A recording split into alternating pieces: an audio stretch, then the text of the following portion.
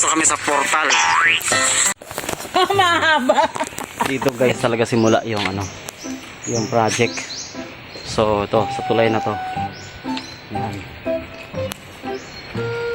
Dito talaga siya sisimula. So ito 10 meters, doon nagliit siya. So kaya naglaki yan siguro dahil sa ano na rin, sa baha na rin ano. So sa lakas ng tubig galing sa taas. And kami naman ay inassist lang namin kung gaano siya kahaba at gaano siya kailangan na ano talaga. So ito ang aking gala ngayon. At medyo ano so itong area, ito yung pinaproteksyonan. Kasi doon sa unahan ng mga barangay na yan, ito mga kawayan.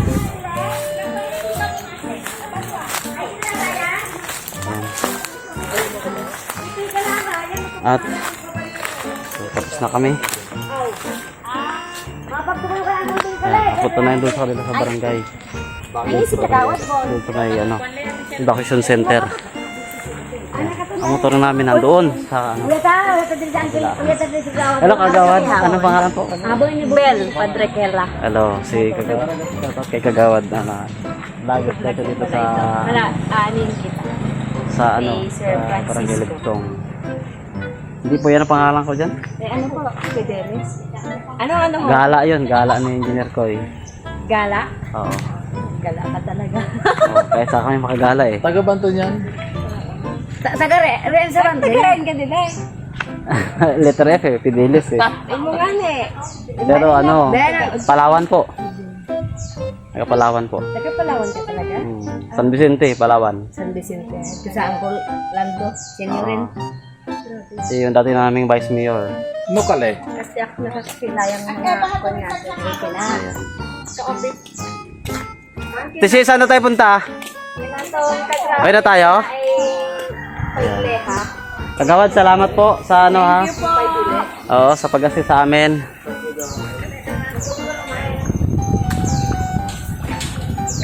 Kagawad, salamat po.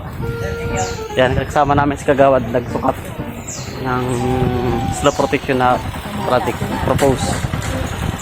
Ano naman yun, Sir? CA. CA. Wala kayong ISO? Ano pa CA kami? Pa-CA ako. May dala kang May dala kang CA? Sino po pwede? Kayo po. Siya, kakawat siya. Pwede po. Pa-CA muna ako. Kayo po. Pag wala sikat. Hindi fix si Kapitan. Ay, Mayroon akong ballpen dito. Akong ballpen.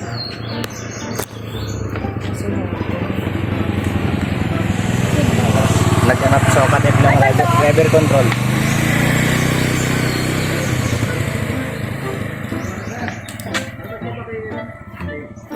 Ito lang po. Okay. Sorry. Ito po. Kasi muna tayo kay Kagawad. Kasi sila kapitan ay may ano sila no, may meeting sa ano, Bayan po. sa bayan sa airport. So yun guys, ito may kita nyo may bahay. So kapag yun ay nalagyan, so safe na yung bahay pag in case na ano. Sir, designation. Ay church pala yan. Ha? Pag-awad dito, designation. Apo ako. Ayan, church pala to at saka yung bahay. So yun.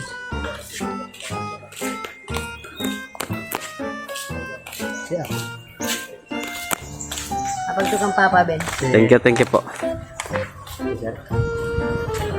Sige po Kagawad, salamat po. Ayan, lakarin mo na yung motor. Si Carlo, aw. Layo pala ng 280.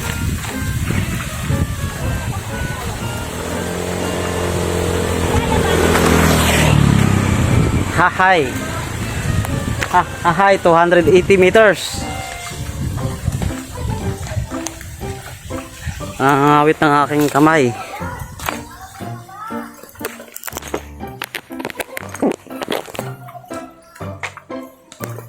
Kaya sana kami makagala na Ate.